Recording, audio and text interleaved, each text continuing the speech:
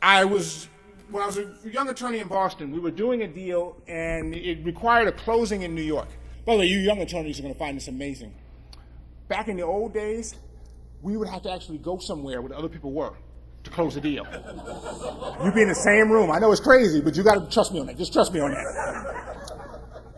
So I fly up to New York with the client, we go to the conference room, we're going to close this deal, and the lawyer on the other side has never met me.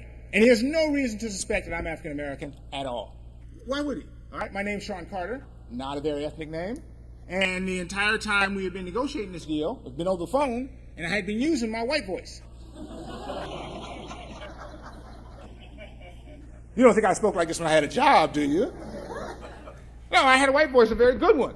All right, could fool anybody. Could fool people who knew me. I'll give you an example. Pick up the phone one day, Sean Carter speaking, and the woman on the other end is very confused. Says, I think I have the wrong number. So how may I redirect your call, ma'am?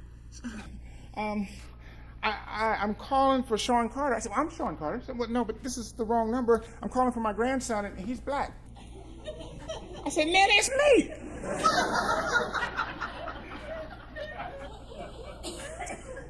Who's that white man to pick up the phone? Call me back in 7 years now. I'm trying to make partner. Call me back. But the point, and that's another story. But here's the point. The point is that he walks in this room, and he's so excited to see me. He says, oh, I'm so glad to see you here. I need you to make 6 copies of all of these. Hands me the documents. Now, here's where I'm wrong in the story. I go make the copies. One, if I make the copies, I get the client matter number. Now I go nuts, right? I go to pizza and limos all the way back to Boston.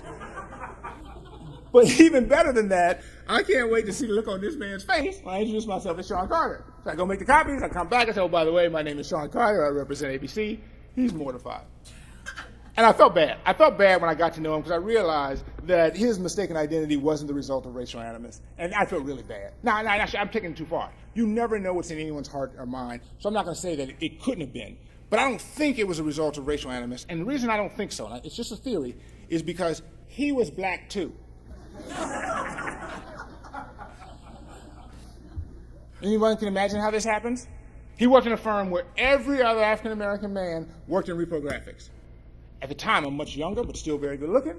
He comes in and sees me, makes the most obvious assumption. Happens all the time. Any of you ladies ever show up for a deposition and they point you to a little tiny chair? Now, is it because they think you're the court reporter? Is it because all of us men are trying to hold you back? Well, that's mostly it.